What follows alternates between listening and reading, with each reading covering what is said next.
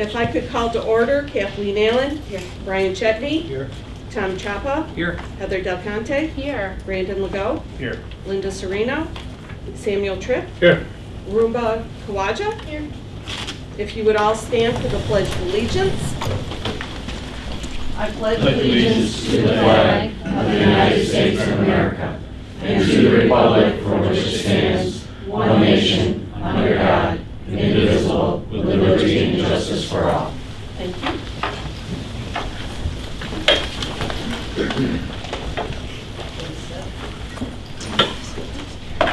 Next, we will offer the floor to the public. Please remember there is a 3-minute limit for your discussion. If I could have Becca Stone and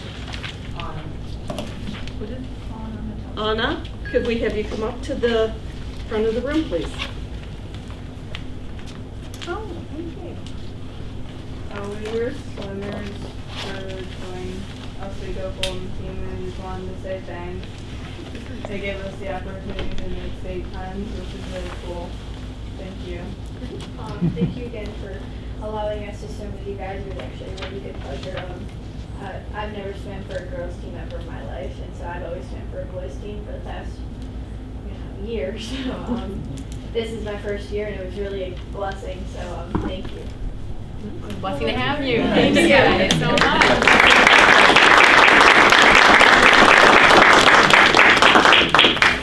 Next will be Jim McKenzie.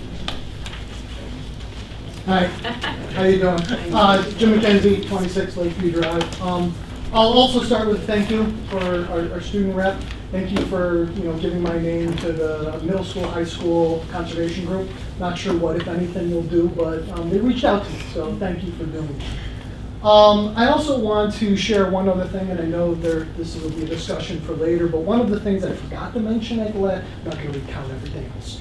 One of the things I forgot to mention at the last meeting that I learned that kind of was upsetting to me is that once the artificial turf fields are done, that in their lifespan, they will go to a landfill, as I understand from that meeting. And maybe if that's not true, I will stand corrected, but if I remember correctly from that meeting, that's what was going to happen. And to me, I can't throw 4 tires in a landfill as opposed to thousands of crushed up tires, so to me there's a little bit of a disjoint. Not a lawyer, don't know the differences, but it just didn't seem right to me. And hopefully that's wrong, because there's a lot of fields out there that are being torn up and disposed of, and I'm hoping that's not the way it goes. But I did want to share that's one of the things I learned. I do want to thank the Buck Boosters for having me to one of their board meetings to talk about this issue. I really much appreciated it. As with everybody else I've talked to, groups or individuals, I found that not a lot of people know about this. Most everybody I've talked to, and I've talked to probably 60, 65 people, I'd say of that, pretty much everybody was on board with what I'm talking about, to the point where right now, and I'll add this in, and maybe we can add it to the minutes. Now we have a total of 58 signatures on the petition asking that tire crumb rubber not be used. And these are citizens of this district, voters in this district. And so they're both individuals and groups like the Buck Boosters and We People Oswego Indivisible. I know Mr. Chiappa saw them at one time they mentioned they had talked to you before. So I appreciate them for signing the petition. Appreciate you all for listening to it. I will say that the people who are most knowledgeable about this are people who have children who play indoor soccer. It's amazing, and really the number of people who didn't realize that black dust that flies up is really crushed up tires in a particulate form. And so I think there's not a lot of information out there that people are genuinely concerned when they look at how the EPA and the CDC are undercarrying these studies. I will end on an interesting question I got with the Buck Boosters. I was asked if I would let my kids play on artificial turf or tire crumb rubber. I had never thought of that. Mainly because my kids don't play football, soccer, or lacrosse. And so it never had crossed my mind. But one thing that I did think about after the fact that I would ask everybody else think about, if this is being used for physical education classes, what is the district going to do about parents who want their students to opt out of PE that's being played on these fields? And I think that's a really important aspect to get in, because as I was talking, it's not an official thing, but it was the understanding of maybe I'd have to get my doctor's excuse. And I'm not sure how that all works, but I do think if this is the route that the district decides to go with that tire crumb rubber, it is something to think about if a concerned parent, especially if the EPA or the CDC comes out and shows that there are these scientifically hazards involved here. What are we going to do about those kids parents who don't want them to play on the field? Okay? Thank you for your time. Next is the superintendent's report, and I believe Nancy Squires has someone here. Right, we have Corey Jenner from Appel Osborne is going to do a presentation on the information that was sent to the board earlier in the week for their review. We also have Craig Daly, who is our architect, and Amy Daly, no relation, who also works for King and King. All right. Thanks, everybody. I've got. So, Corey, they do have the one. They got the one. Okay. They have the one. I had it printed out in color. Okay. So, Bigger. Yeah. So what you have in front of you right now is it's the same information on this one. The only thing different is that I changed the square footage on this one. So what you see here for like differences in cost based on alternative infills. This is only for the field, the multi-purpose field. This one, the cost would be for the multi-purpose field plus the baseball and the softball field. These are straight costs. So these are not with escalation, inflation, anything like that that would be added in for those. So these are just kind of to show order of magnitude. And the way that you can tell the difference is because the one for the one field is colored, and this one is just black and white.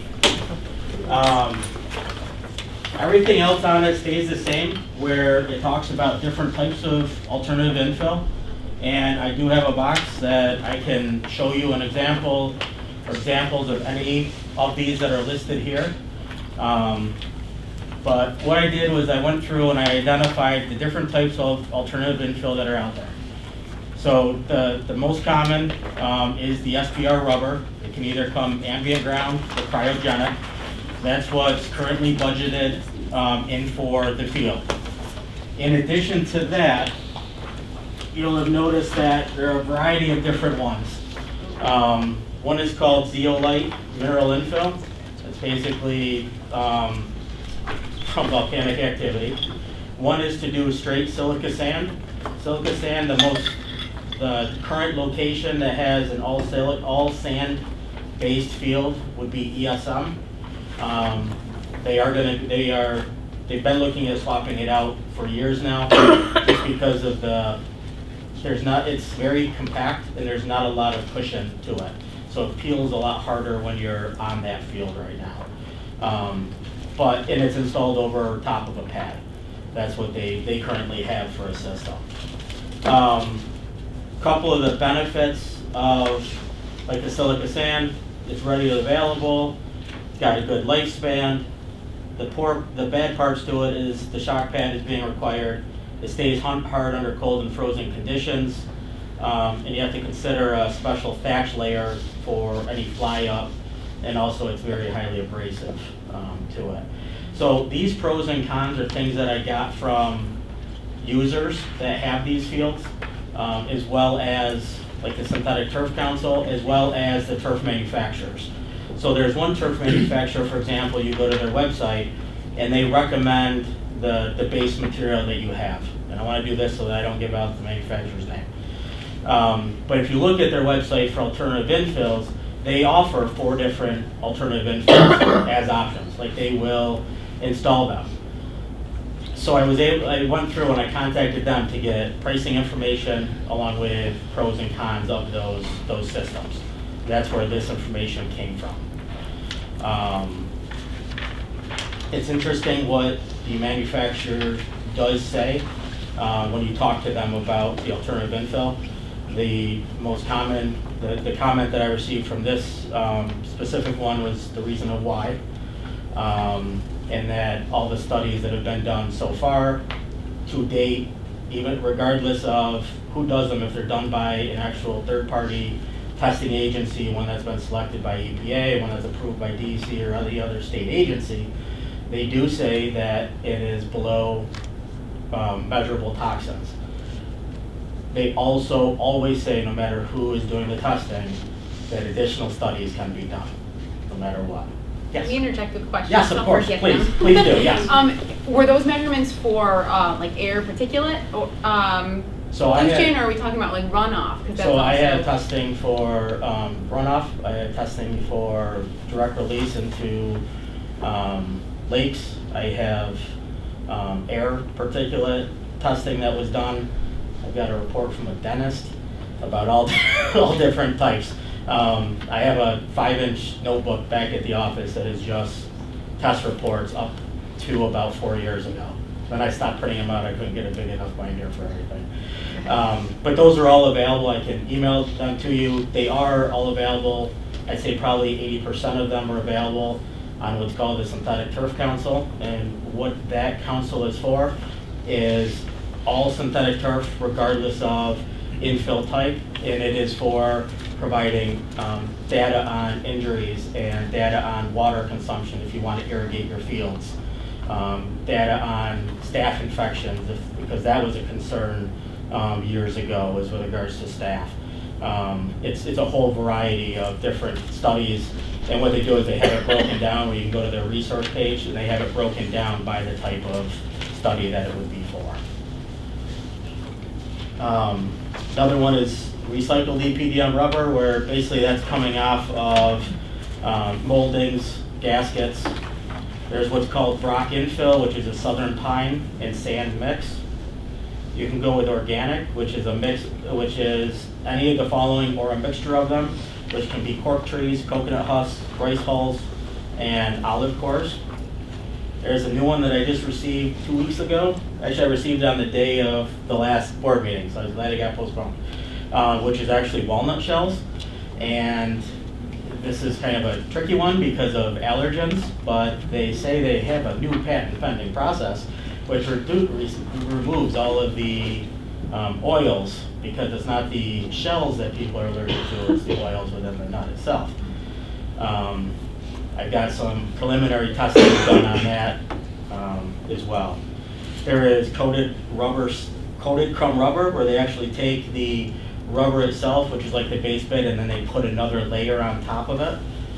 Studies have shown that over time that layer, that acrylic layer, breaks down and actually flakes off of that coating. There is what's called Nike grind, which is exactly as you would guess. It is recycled tires, or not tires, sneakers, basically anything from Nike. I have a beautiful sample of it. It looks like confetti out on your field. You can get it dyed so that it looks a little bit more green, but it still is a mix. And the colors that you end up with varies field by field, because it happens to be whatever is in production at that particular time. The problem with that is that they're only limited to about 10 fields per year, so they cannot meet like a school district scheduling time, for example. There is virgin EPDM rubber, which is brand new.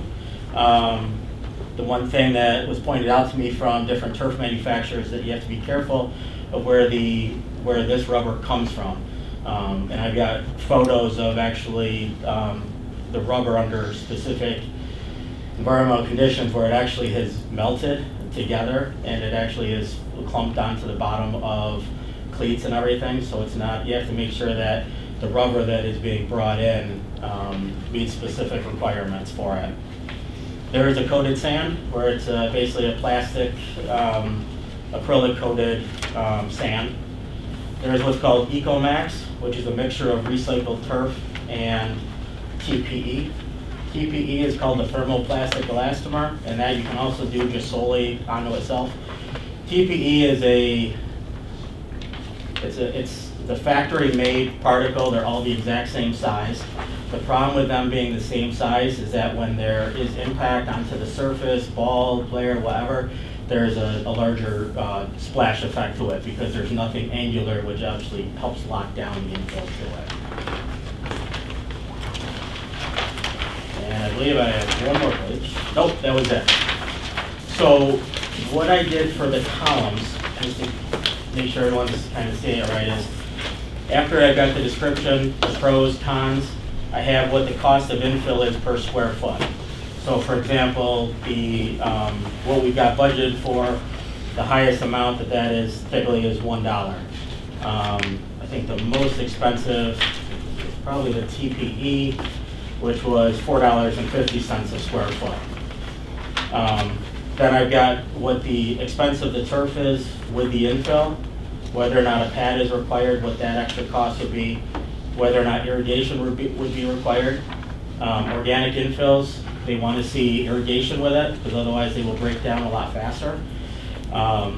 With regards to it, they're actually, if you look at some of the studies that have been provided by those specific infill manufacturers, they now are saying it's not required, but here's your concussion level without it, and here's your concussion level with it being irrigated. And in order to get the preferred test results, you want to have it irrigated. So then I have what the total cost would be, and then what the infill cost alone is. And then the last column is what the cost above the base bid system is.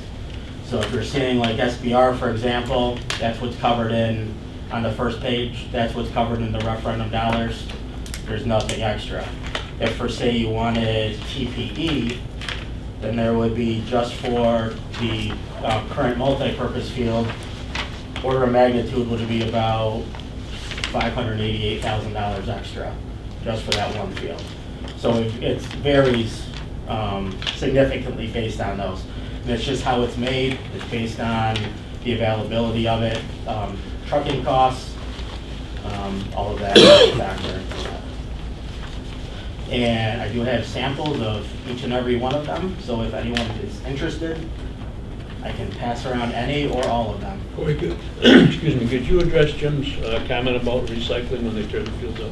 I did, yeah. So there's different things that can happen. One is in a lot of fields where they were just straight, like a sand infill base, for example. Rome Free Academy had it, Camden had it, where it was a very short pile height and it had sand into it. Those fields and other carpets, like the old AstroTurf where there was no infill to it, a lot of times those will be removed when it's time to replace them, and they're being used at dog parks, batting cages, bullpens.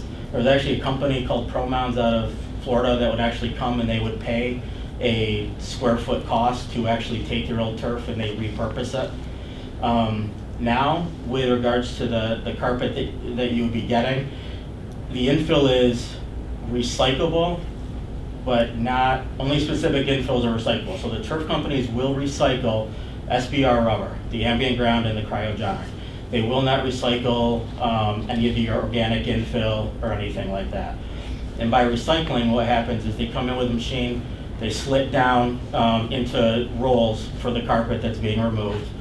It goes up through a machine that it's almost like a conveyor belt, comes up, it gets all the infill out of it, or 95% of it out of it. And then that infill gets bagged and set aside for replacement of the carpet. When the new carpet is laid down, it gets a new layer of sand, which is primarily for your ballast, and then it can get that sand and rubber mix back into it. And then depending on what the quantity is, they may have to come in and top dress with a fresh layer of rubber. But the systems now are recyclable. Even the fibers themselves, like the carpet mats, they can be disposed of in dumpster, but the companies also are recycling the fibers to make new carpets. Let me add, two of the companies that we would recommend the district use, they are recyclable. There are easily over 30 different companies that will do artificial turf. We recommend 4 of them. There's 3 of them I would recommend to the district. They do it. It's very easy. I can order carpet off of the web, off of the internet. It's not that hard. I can start my own business with a pickup truck. My installs are not nearly as good as the professionals, so don't use me. But there's a lot of companies out there, a lot of easy ways to start it up. So the ones that we would recommend offer the recycling. I have a question for either Craig or maybe Nancy. All of these alternatives, except the silica sand, are more expensive than what we budgeted. If we were to choose one of them, it's more expensive. How does that affect our budget vote? It doesn't affect our budget vote. It affects what projects we have down the road. And when you're adding cost, something has to give on the back end.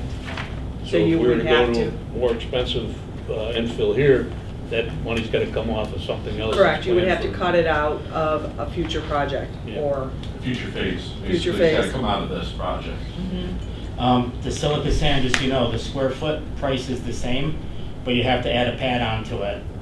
So you'll notice in the last column that there is Yep, a cost above 184. base bid, which is because of the pad. Okay. Under the cons, you have and the first two, you have public perception, heat retention. What is public perception? What does that mean? That's exactly what we're doing tonight. There's a negative out in the public for all the testing. There's been, so I've been with the office for about 18 years now. I would say every single year since I started doing turf, which was about 16 years ago, there is something new with regards to the crumb rubber infill. Sand at one time was being frowned upon because it was going to lead to silicosis. Between heat retention, between the possibilities of MRSA, between landfills, between carcinogens, everything, there's always something to it. So it has gone through a period where there's been a lot of negativity around it. And a lot of it, to be honest with you, is because no report will actually come out and say 100% One way or the other? one way or the other. And that's how the EPA report that we were talking about a couple of weeks ago is as well.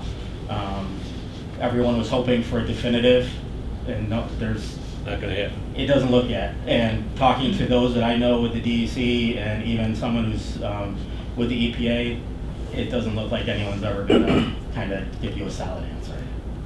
So Go ahead. so from a recommendation standpoint of view, are we recommending this based on cost, or are we recommending this on what's best for whoever's using it, right? So, do you understand what I'm saying? Yep. So the real answer is what I'm looking for. So for me, I'll just use our office, all right? Our office had installed about approximately 80 fields throughout New York State and northern Pennsylvania. Except for 3 of them are all with, except for 4 of them, they're all with SBR, ambient ground or cryogenic rubber.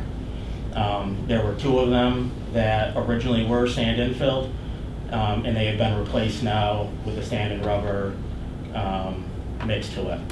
There was one CNS that was on what's called an E layer, and it was the old AstroTurf, and an E layer is basically a thick pad about 2 inches that gets poured in place and is very elastic. When we redid their field, they went with a sand and rubber. There's a couple fields out in Amherst that went with a virgin EPDM, and there's a couple others that went with an all sand infilled. But the majority, the industry standard is the SBR cryogenic rubber, or ambient ground rubber. I can't tell you what you guys should or should not do. It's basically just based off of, if there was data that was shown that, that this material should not be used on fields, it would be, out there a lot more heavily present. It's also just taking on what we're hearing from other school districts, what I'm getting from vendors, including those that are doing the alternative infills, when they're telling me number of fields that they're doing. There are certain areas, there's an area in California that you have to do zeolite mineral infill. That's just what's required for that area in California. New York City was originally, they had a requirement for what they had to use for infill. So it takes into consideration kind of what the trends are as well. Years ago, I'd say probably 5-6 years ago, probably more than that, there was a trend where almost everybody was looking at alternative infills. That's why I got this box full of them. And I just keep collecting them as new ones come out. And it was because of that. There was just a scare to it, and everyone wanted to know what was going on and what alternatives there were out there. And through all of that, the majority has still stuck with the SBR rubber.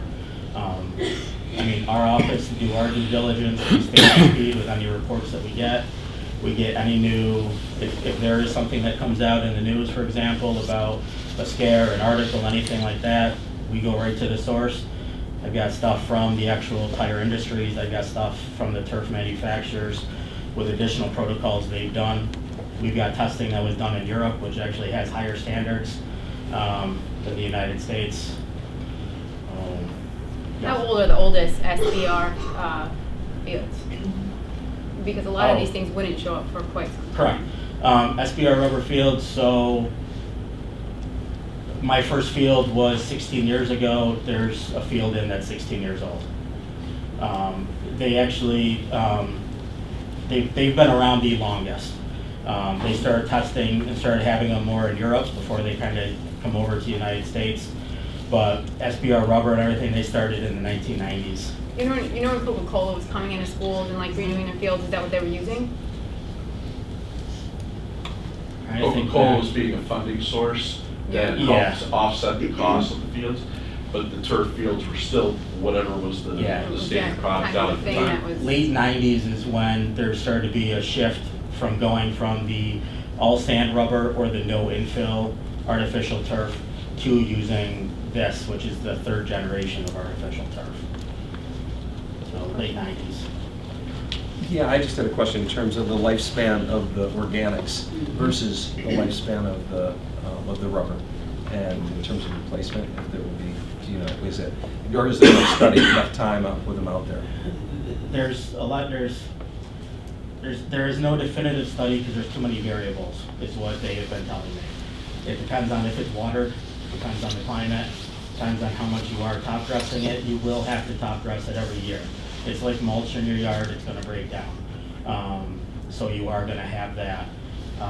The same thing is with rubber. I will say they do give you an extra 2 bags that is stored, and it's just kind of for primarily putting in like goalie creases, goalie areas, when somebody leaves, especially after a practice, if you're doing practice for face-offs, anything like that where it's a heavy used specific spot, you'll go out there with a 5-gallon bucket of rubber, and you'll just kind of toss some on top just to kind of even it out. But with regards to the actual organic infills, from what they're telling me, including the manufacturers, they need to be top dressed and reviewed every year, both in the spring and in the fall. You're talking about the whole field or just the high use areas? The whole field, because it breaks down. And if it's not getting watered, if there are areas that aren't getting the irrigation like is needed, it'll break down a lot faster. And the zeolite fields, what's the balance between that and the rubber in terms of makeup, or is that adjustable?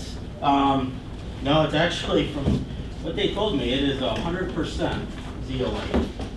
There's nothing else that goes in it.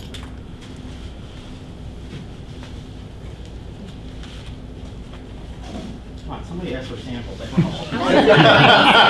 know. The what? The Nike sample. I gotta see the Nike shoes on the field. I want to see the bra. Okay, there's the Nike grind. And are you paying name brand? Here's the Brock infill, which is Southern Pine. Here are safe shells, which are the walnut shells. Not to mention this one. No, this one. What is this one? Well, That's the Brock, which is the Southern Pine. that's a mineral. This is geofill, which is kind of like your coconut husk, everything else to it. The one thing that I would say about the infills when they're going around, take a look at both sides of the infill. So like this one, you can see it's nice coarser material, but if you look at the backside, you can really see how much the organics have already broken down just in the back.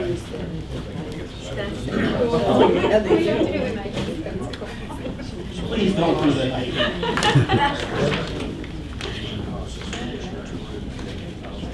The This is the TPE, which is all the sand kind of around it. Is this the actual size of the pellets Yes, too? yep. Stadium seat. This one has what's called EnviroFill on the top, which is a coated sand. It then has a cork infill, coconut infill, TPE, EPDM, and then the chrome rubber. Is that all in one field? No. I'm working on getting my samples into that type of system. Maybe we can make our own hybrid.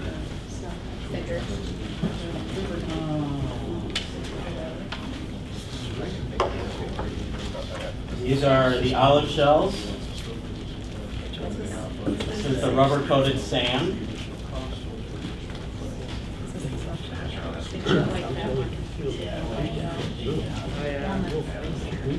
It would seem to me that this stuff would be ingested easier than the rubber pellets. This is, if you want to do an all sand, that's the all sand infill.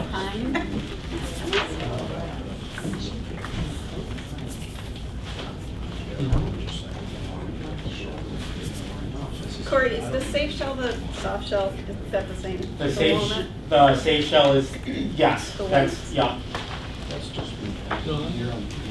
Yes, they have, they actually do both, that's why. Yeah, that's. And then this is just colored sand, so that way it looks more natural. I've got it.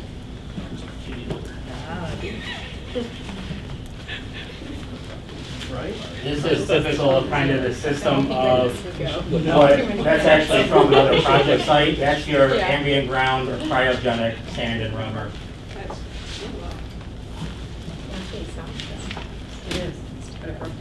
Is this, Corey, is this one that I have in my hand? Yes. This is the second one that we That could is- possibly do, but That is that is the first one. the first one? But the only difference between the first and the second one is how the SPR rubber is made. That doesn't, So- the pellets were bigger, no? No. No? No.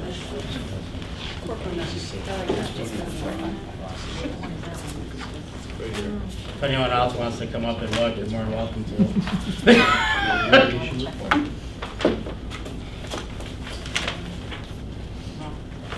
Is there one that I did not show you?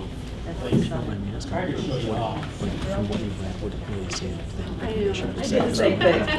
Oh, because I want to see what they smell like. Okay. Corey, is that? Can you read that together? What's that? The Corconet. Yeah. I like the name, Corconet. Let's just do that.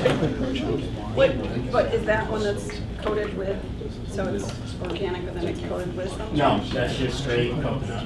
Okay, so it's similar to that bag.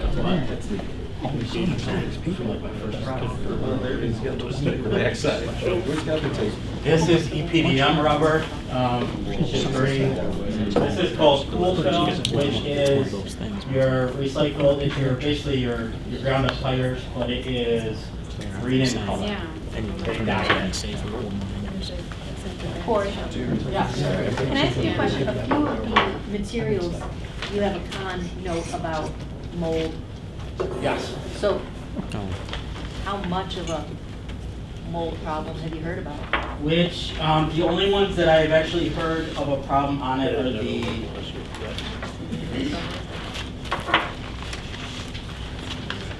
cannot remember which one it is. You have it noted in the Brockville and the organic. Yes. He said this. So the Brockville, so what the manufacturer told me is that because it can compact a lot more, is that it can. And then not really dry out? Yes, yep, that it has the potential. Thank you. Silica? Yeah, that one's open, you gotta. This is the lumpy one? The clumpy one? That can be clumpy, that would be this one. This is the clumpy. That's, I got photos of EPDM rubber where it was a low grade quality EPDM where it had clumped together. Okay, Yeah. what's this one? This is just, That one is, so Flex Sand is the rubber coated sand. That's just sand, colored. The silica. So it's the silica Yeah, sand? yes, This is called silica sand. This is just sand, so that's your silica sand. the green, what was the green stuff then, coated sand? Which green one for you? That one. That one is the coated sand, yes. Sand. Yep. No. The only thing I do want to make sure everyone knows here, I'm not a turf salesman. I'm not an infill salesman. I'm just giving you the information that I got best from the manufacturers. You know, I don't make any money off it, what infill you guys choose. So I'm trying to give you the best. You don't see anyone going back then from these to grass? The only ones that I have seen going back from turf to natural grass are your professional teams where they have 8 football games on there a year and they have a full grounds crew and they're actually holding their practices off-site at another facility. Those are the only ones. High schools, I've not done any high schools. Our office has not done any high schools. And we have been involved with over a third of high schools in New York State, and none of them have gone back to natural grass from an artificial turf. Corey, it sounded like, and Jim had referenced this before, that some places in the state had gone to natural infill away from rubber. Are you aware of that in any of those places within the state? No, I'm personally not. Okay. That doesn't mean that they're not out there, I'm just not aware of them. I have contacted the turf companies that we primarily use, and I have asked them for a percentage of fields that they do with the standard rubber, and also with regards to an alternative infill, just so that way I can give you guys kind of percentages, so you can see how many in New York State or how many they've done that have an alternative infill versus the standard. And then I also have asked them for that question, has there been any that has switched to a alternative infill versus the standard? And I know I sent that out to Rhonda, and I was not here tonight, but that'd be something we want to find out. We can reach out to those districts and see why, what the reasoning was, what the cost was it performance, was it safety, what were the issues? I do know that the one school district that did all stand on a pad, that was during where everyone was looking at alternative infills, and that was kind of why they proceeded in that direction. I can also tell you that a company has been out there that does rubber installs to assist with that field in getting it softer. Corey, I have heard your, Heidi say something about the mold, the one with the mold. Yes. So what I've been told, and I have not observed it, is that with any of the organic infills that are of a shredded nature, so like the soft shell, like the walnut tree, that would not as much because it's actually a rounded particle. But I've been told that any that are like more of a ground up mulchy type layer is that as they become compacted, if they are not groomed regularly and if it's not top dressed and maintained regularly, they can collect water and basically it can form mold in those locations. I have not witnessed, I haven't witnessed it, I haven't seen photos of it or anything like that, so I can't confirm it. I mean, in our climate, it just seems like that would be a huge issue. Yeah. If it's true, and I've been trying to get photos and everything else of it, but typically the way that I can get photos is from another infill manufacturer that is willing to tell me why their competition is not doing so good. So I'm trying to, on the one hand, I'm collecting all the information from all these manufacturers, and on the other hand, I'm trying to get them to play against each other so I can get the bad stuff about each of them. Craig, could you just briefly talk about, where we are in the process and the timeline that we have right now? So the state Ed Department, under expedited review, which they've reviewed, are in review right now, and we hope to have comments back. So we're looking for hopefully February, March, the latest bid for the stadium complex. Again, that's not the baseball, softball fields, which are in a future phase. And all that work's been designed and it all is specified, so we're kind of, once SED gives us a permit, we're ready to go. Corey, you want to talk about the water retention system? Sure. we're using? We got another handout for you guys. Props. Everybody should know about it. Absolutely. Okay, so I took a look at, sorry I wasn't at the last board meeting, but I took a look at the minutes from it that were on the website as well as the video of it. And I know that there were some comments brought up with regards to 50-year storms, how much the turf will drain, all of that. So a couple of things that maybe did not get relayed to the administration correctly, but synthetic turf, the ones that we're proposing, drain at a minimum of 15 inches per hour. That's how fast it goes through the turf and into the stone. You do not have natural grass in Oswego, New York that drains 15 inches per hour. Your drainage in some parts of your campus are at 0 inches per hour. It just doesn't drain based on the makeup of the composition. So the artificial turf will definitely drain faster. Now, what that will do is that'll get it down into the pipes below, and it has to go into a storage system. This is not the storage system.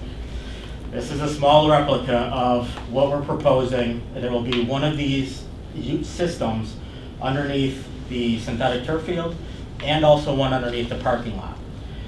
The units that we're using look just like this, except they are 2 feet high and they are about 3 feet 9 inches at the bottom. So it's, quite a, it's about, I got the full size of the office. I didn't want to drag it here. Yay big by yay big. And we've got 2 of them going in. So this is a very technical worksheet. But what we did is we ran the storm as to, here's how much water Oswego gets per hour for a 1-year storm, and we did it for a 10-year, a 50-year, a 100-year, a 200-year, and a 500-year storm event. Keep this in mind, DEC only requires us to look at the 100, 10-year, or the 1-year, 10-year, and 100-year storm events. 100-year storm events by DEC do not need to be contained on site. They need to be safely bypassed. What that means is that as long as we are releasing less than what existing conditions are, there's no issue to it. And it's not going directly onto someone's property.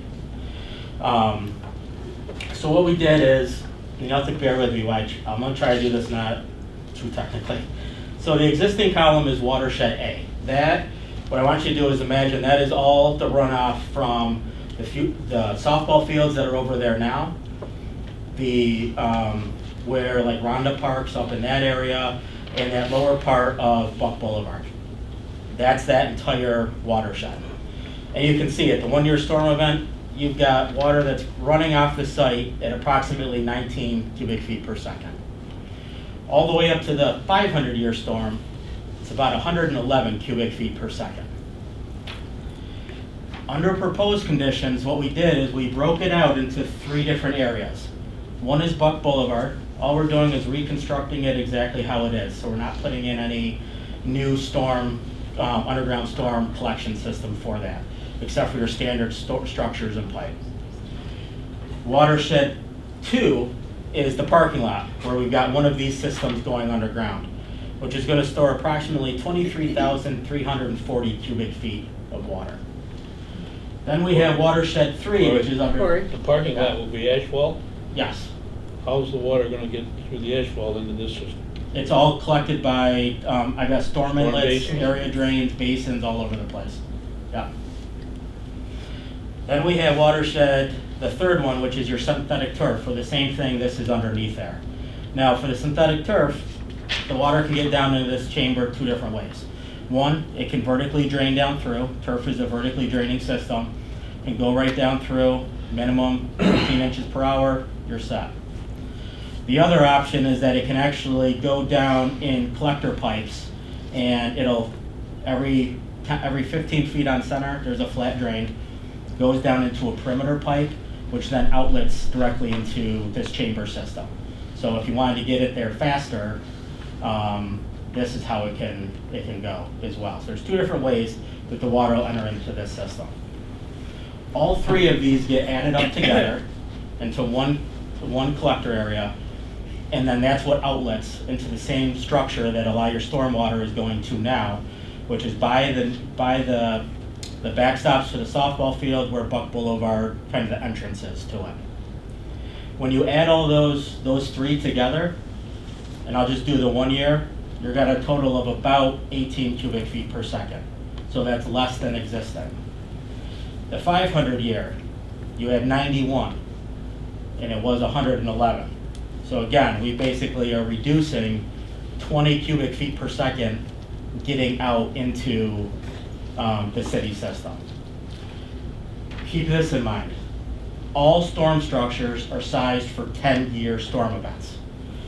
Any structure that you've got in your parking lot, any structure up and down streets, curb inlets, anything like that, they are only sized to the 10-year storm event. So if you've got anything over 10 years, there's going to be temporary ponding, which everybody knows. We have low points to collect all that, just because pipes only have a certain capacity. And you can't size pipes for greater than the 10-year storm event, or every single pipe would start at about an 18, 24-inch diameter pipe, and you wouldn't be able to run it. What we are doing here is we have to safely bypass the 100-year storm required by DEC. We are containing the 500-year storm on site. We have in the subsurface, and we're allowing it to exit out that much less than what it would be now uncontrolled. There's also going to be a flapper valve installed at that outlet, so that way if the city system, when it backs up, it will not be able to push contaminants up into the school's new subsurface system. It's like a flapper valve. When the water pressure is going out, it'll open. When it cannot go out any farther, it coils back up, and it stops right there so that nothing can come back. It's basically a backflow preventer for your storm system. So the issues that we're having right now down in that corner, and those issues have been there for, I don't know, 25, 30 years, right? Mary Beth, I'm looking back to the Ed Center down in the corner, right? So, yeah, right, longer than that, right? So my question is I know we can store a certain amount in our containment, but what is if the release is the issue, if the city is the issue and not being able to release that water, we're still having the problem of pooling is still going to happen, yes? You're still going to have some, but we're going to be reducing how much is going there during that certain time. But that's correct. If you have, and all the pipes that we're working with on the site are either going to be new or they're going to be getting scoped and flushed for anything else. So everything is going to be working at full capacity when the contractors leave the site. We can only control up to that last structure. Once you hit that structure and from there to the lake, that's... So has this been vetted with the city and all this stuff, and they're good with... We had a preliminary discussion, we had a preliminary discussion with the city. There was a meeting probably about a month ago. We just got the actual sizes and details from the manufacturer that we're working with here. We've been working with their engineers. We got that back the other day. So we have the storm analysis complete, and right now we're working on the information that they need to review it because it's in the floodplain issue, or the floodplain area. Everything is expected to be going to the city on Thursday of this week. We had approximately 2 months ago, 2.5 months ago, Tom, myself, and Dean, and Craig, were you there? You were there, right? No, I think Jim came. That's right, Jim. Met with the mayor and Tom Kells. So we talked about this situation and what they could do to alleviate it, and he said basically that they understand that the laterals and the drain that go to the lake are about 65% plugged. And he was going to try to get a grant to have a diver go down in and assess the situation, and he's going to write into future grants money to clean the system. So they're aware of it. They, infrastructure. But for expectation purposes, keep in mind, if the city does not rectify their side of the issues, there is a potential, like this past summer, the amount of days we had rain after rain, deluge of rain, that you could fill your storage capacity and start to see the water pond. So what does that do to the field if the field is underwater for a period of time? Yeah, you should have, the field should not be underwater at all. The amount of water that gets to it, if you got more rain than a 500-year storm event, Cornell, where we get the rainfall data from, doesn't even calculate anything above 500 years.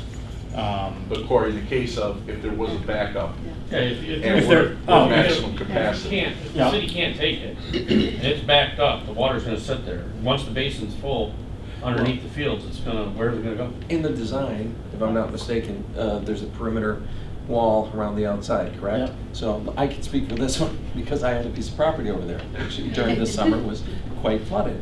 And that more of this actually will be coming our way because actually my way, excuse me, on the other side, not the district, but the district is going to be more retention now and have more capacity for retention because of that. So the runoff really be slower filling that area than it was before.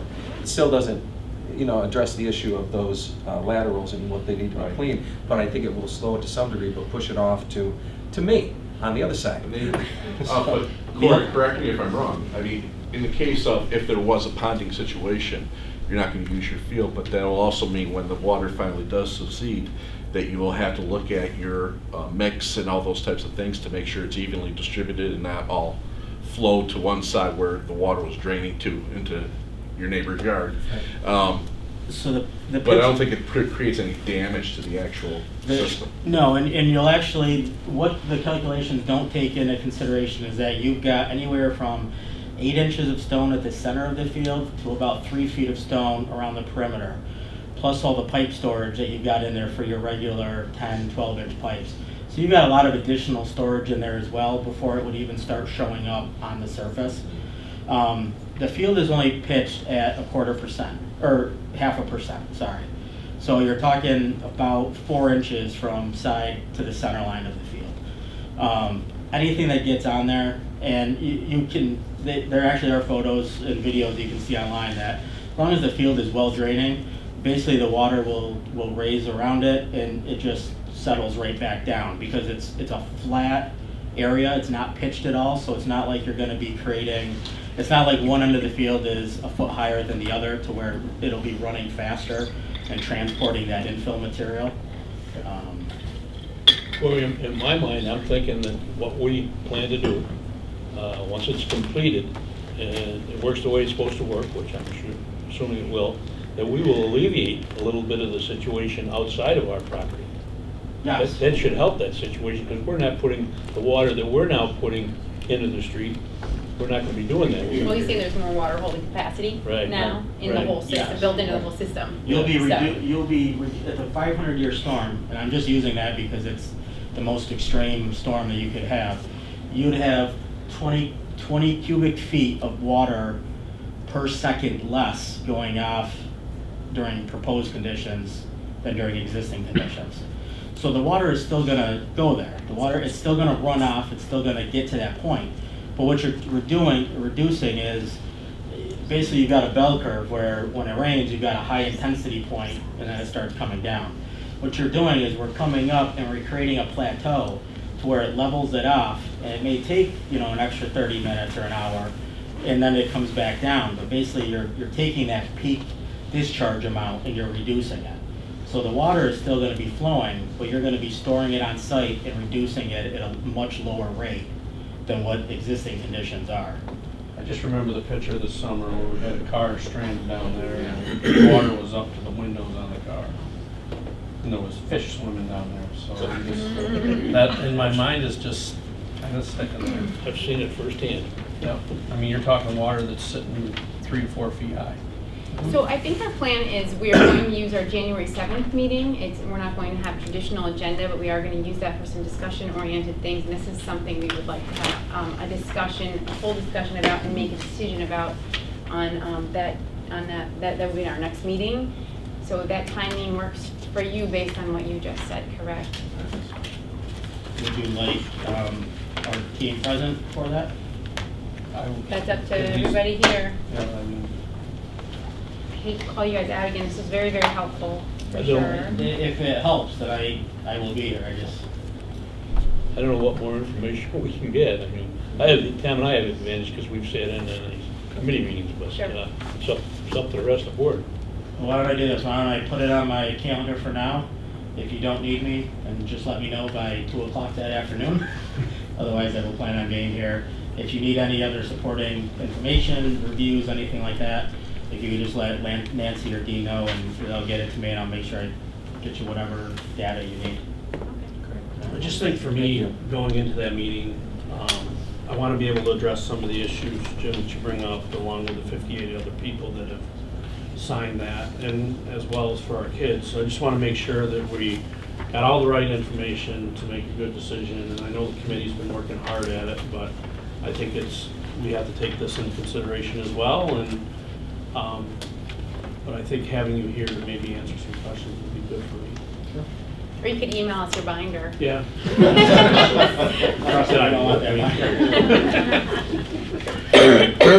Thank you so much for all the information, I really appreciate Thank you, I you guys appreciate being it. here. We need to talk my Sean. Oh. Try to keep it nice. I know, everyone wants to be. Corey needs a toy bag. You know how hard it was to get a Nike sample? They actually went and took it off of a field for me. Really? One out? give me 2 trucks if you want. I don't know, those are in the box. Thanks, everybody. Thank you. Thank you. Have a nice Christmas. You too. Next on the agenda is the consent agenda. Minutes of the regular meeting of November 19, 2019. District financial report for July 1st through October 31st, 2019. Budget status report, October 2019. Treasurer's report, October 2019. Oswego Middle School and High School Extra Classroom Activities Fund report for November 2019. And Special Education Board report, December 17, 2019. If I could have a motion? Second? Second. Any discussion? All in favor? Aye. Opposed? Next is curriculum with Carrie Class. First is an OHS new course proposal, and that will be for chemistry, 103, 104, which will be college chemistry, so that students can either receive 3 or 6 credits, depending on 1 semester for each, depending on the student's preference for A. I like it. Student. And second is OHS journalism yearbook trip. They will be going down to New York City, Columbia University. They've done the same task. They'll leave on Tuesday, March 17th, and return on Sunday by train. They have a full itinerary involved in being at Columbia University and also visiting a Broadway play and little side trips. They're going to increase their chaperones by 1 more. Motion? That is the increase in chaperone. Excuse me, is that because of the incident that happened down there last week? That was part of our discussion. That was We did definitely talk material, about that. yeah. You're right. You're exactly Okay. right. Yeah. Motion? Oh, Second? Kathleen? All in favor? aye. Opposed? Next, personnel with Dr. Sweeney. Our first professional staff recommendation is a support staff retirement, so I'll read the retirement presentation. Whereas Mary Christine Sinbor was employed continuously by the Oswego City School District from January 1990 until February 28, 2020. And whereas Ms. Sinbor admirably served the students and staff of the Oswego City School District with her full commitment to her responsibilities as a school bus driver, to work in partnership with fellow transportation employees of the Oswego City School District, and with her full service and dedication to the best interests of all the students of our school district. Now therefore be it resolved that the Oswego City School District hereby recognizes that the service of Ms. Sinbor was an asset to the students and staff of the Oswego City School District, and we express our great gratitude and sincere appreciation for her 30 years of service. Why don't we go ahead and vote on that one? Motion? I'll move it. Second? I'll second. Any discussion? All in favor? Aye. Aye. Opposed? So then we have 2, leave of absence. 3, a literacy coach appointment. 4, a probationary teaching assistant.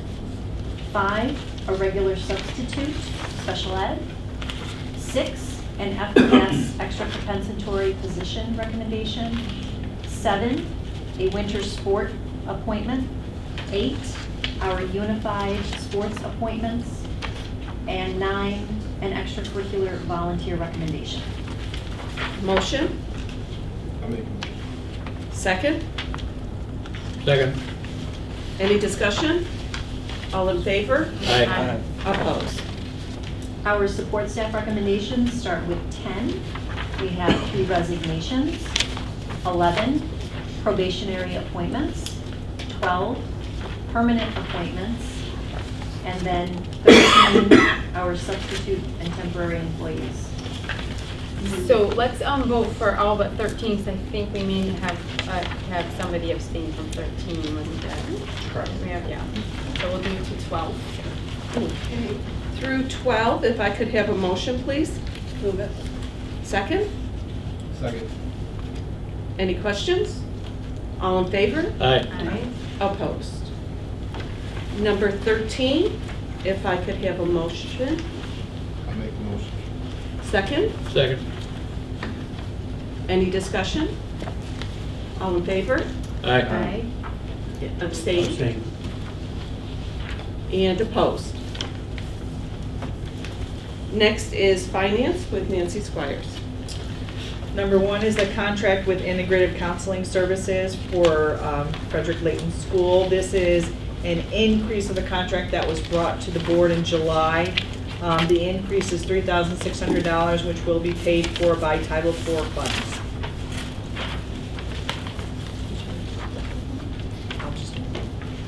Number 2 is an MOA with Cayuga Community College. This is just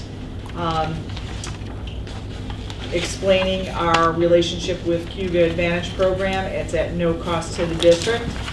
And number 3 is a donation to Kingsford Park School from Donors Choose for $217.99. Motion, please? I'll make the motion. Second? Second. Any questions? All in favor? Aye. Opposed? Next is the student representative discussion. It's officially holiday season. Everybody's excited for, I believe, our 16-day Christmas break. Everyone's in a festive mood, especially since this past weekend Key Club decorated all the teachers' doors. It's very, very nice to see the dedication everybody has to making the school look so festive and cheerful and yeah. We've been busy with all of our holiday concerts.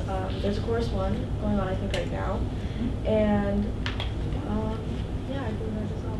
We'll be having our holiday assembly this Friday, so the music program's working with it. What exactly is the holiday assembly? Is it just music, or is it? So we have there's 2 assemblies. We have 2 third periods, and we have an assembly where the orchestra, the band, and the chorus perform Christmas songs. And it's really fun. Everybody likes it. Everybody sings along. It's fun. And I will have the times for you. I will email you the times if you would like to I think join. Pat told me this morning, times. You have the Pat? You have the times? I'm not saying I don't have mine on the top of my Right head. there. And the Tube of Christmas But- goes Yes. around too. But please come, they're going around tomorrow. Yes. There are 2 meeting tomorrow, they're gonna get on the bus and go. But it's a great time. The kids, we do it by floors. First floor is the first assembly, second floor. Kids have a great time, and it's nice just everybody being together. And I'll get the times out to you tomorrow morning. And the Tube of Christmas goes to all the buildings. It goes till 7. Okay, No. that's Do you what I guys thought. want the schedule? We can forward it to you. the Tube That'd be of Christmas. awesome. If you want to try to go catch one. That is all. Thank you so much. Next is items from the board. Would any board member like to add? Okay, I know Rhonda actually wanted to be here, and I really wanted her to be the one to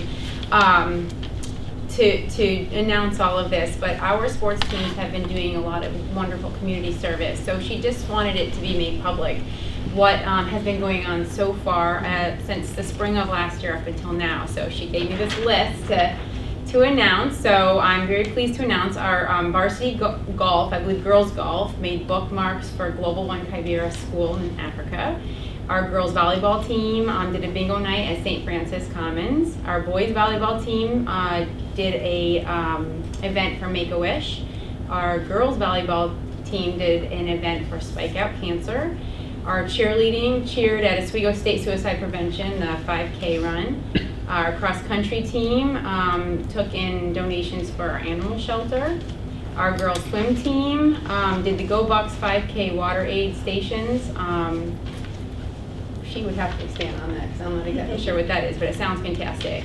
Our cross-country team also did a water station at the 9/11 Remembrance Run. Cross-country also collected food for Human Concerns Food Pantry.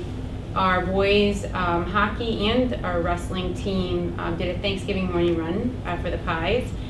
Our wrestling team also did the Salvation Army packed the food boxes for Salvation Army. Our indoor track did a teddy bear toss. Our boys hockey were course marshals for the reindeer run. Girls basketball did a free-throw event to raise money for charity Stripe. Does anyone know what that is? And support of 16 families for the holidays. Wow, that's a lot. That's fantastic. Indoor track and wrestling got together to do Toys for Tots. Our boys hockey team served at the food pantry for Christmas Eve. Is that right? Does anybody know? Okay, girls hockey did a youth hockey goalie clinic on Monday nights, and girls and boys hockey also did skate with Bucks on December 31st, so this must have been for the whole year. And she also sent me another text saying that the JV basketball team, I think girls, did ring the Salvation Army bell. So our sports teams are really out there doing a lot of great community service, and we're really proud of that. And it was in the paper this morning. This whole list was? No, just about the ringing of the bells. Ringing of the bell. And the JV and varsity boys baseball teams always raise money for ALS as well. I know that's not on the list, but it's nice to see that pretty much every sport does something. Any other? I was just going to say for the City of Oswego tree lighting this year that there was a group of musicians from the high school, I forgot what they called themselves, but they came on their own and they played on stage at the Christmas tree lighting, and they did a fantastic job. I mean, they were really good. I couldn't praise them enough because it was a cold day to be out there with the instruments, and they did a fabulous job. So, kudos to them.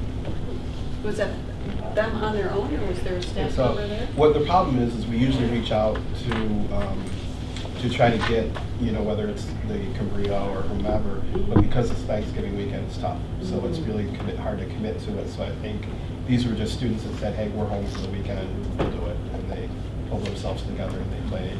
We've had the Cambria there and such in the past, but again, like I said, because of Thanksgiving, it can be difficult to commit.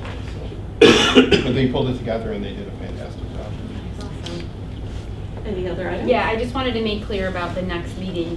Because of where it sits relative to holidays, there really isn't time to vet another list of resolutions, basically. But we don't want to let it just go without coming together, since it is on the calendar. So what we're going to do on that for that meeting is basically use it, as I already mentioned, to discuss some things. So obviously turf is going to be on that agenda. So come prepared to really discuss and make a decision on that. Also, we had a subcommittee that got together to talk about the APP policy change, and the subcommittee felt that it really needed to be a whole board discussion. So we'll be discussing that as well.